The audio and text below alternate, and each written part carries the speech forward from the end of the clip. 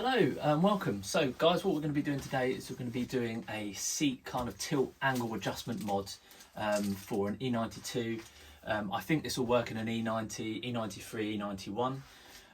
And what it involves is putting a spacer in to change the angle of the seat. It's something I've come across before in the Z3 community. People are modding the seats there to get the angle right on the seat, just to make it feel a little bit sportier. It's a slightly different way of doing it in the E90s, and as far as I can tell, no one's done this mod before. So we're going to give it a try and see if it works, and I'll let you know if it's decent or not.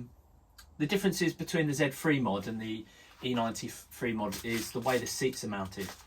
In the Z3, the seats are mounted onto a stud, so there's a stud sticking out the floor like that. Seat goes on, and then you bolt the seat down. Their mod has something like this, like a connecting hex nut that goes on the stud, and they extend the stud that way, and I think that's probably not the safest way of doing it. Fortunately, on the E92, and I'm assuming the other models as well, that from the E series, it's a bolt. So in the car, it's a 37mm cap head M10 bolt that holds the seats in. So what we're going to do is we're going to pop in a 25mm spacer that has a M10 size hole in. We've got 65mm cap head 12.9 grade bolt, and we're going to put that spacer in underneath the seat. So why might you do this? So the reason why we're doing this is on the E92 seat, if you want to get low, if you want to get the car seat low, you've got to tilt it really far forward, and it just feels really uncomfortable. There's no under thigh support. You feel like you're just going to slide out the seat, and it's really like sloped down towards the pedal box that you feel like you're sliding out. If you tilt it back, it raises the seat height quite a lot, to the point where I've got it set up, it's comfortable for me. I can't actually see the speedo at the top of the speedo. You know, motorway speed, you can't see what you're doing, so you have to duck your head, look under the steering wheel. So hopefully what I'm hoping this mod will do is be able to tilt the seat back a little bit, but also allow me to lower it by using that forward tilt function. And hopefully when it's all the way tilted down, I've still got a little bit of incline and the seat's a little bit lower. I'm not sure how much difference it's going to make, but I'm going to give it a try. The other way of getting the seat lower is if you move it all the way backwards, it goes down. It's cut the rails, like seat rails, sort of on a slope, and as it goes backwards, it goes down and gets lower and lower. But then you're miles away from the steering wheel and the pedals, and probably not the greatest driving position. So yeah, like I said, we've got our 25mm spacer, and we've got our M12.9 bolt. I've also got some Nordlock washers, which are really good at stopping bolts from loosening. So we're going to put some of those on because it is a seat and we want it to be safe. I also had a look at the shear strength of an M12.9 bolt, and per bolt's about at 5G, which I guess would be, you know, you could peak that in an accident. 5G, it's got 800 kilograms of shear strength, and there's 2 bolts, so that's over, you know, that's 1600 kilograms of shear strength just on those front 2 bolts. I'm sure once you've got the spacer in, it's a little bit less than that, but that's the highest grade bolt I could find. I wouldn't recommend using stainless steel marine grade bolt or something like that. I'd stick to the M12.9 bolts because we know how strong they are. You're going to need a 8mm hex to go in your cap head. It's the same size for the bolts that are in the seat already. So yeah, let's go and give it a try, and we'll see how it goes.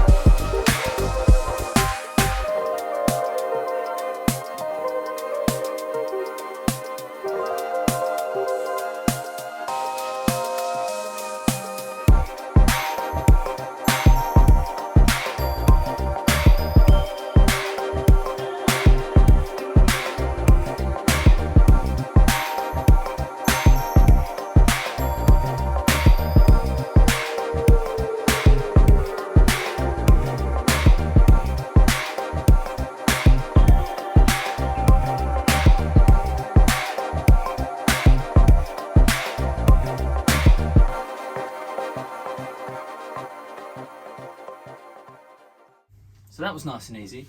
So one thing to mention is that the bolts in the car are T50 Torx bits, not an 8mm Allen.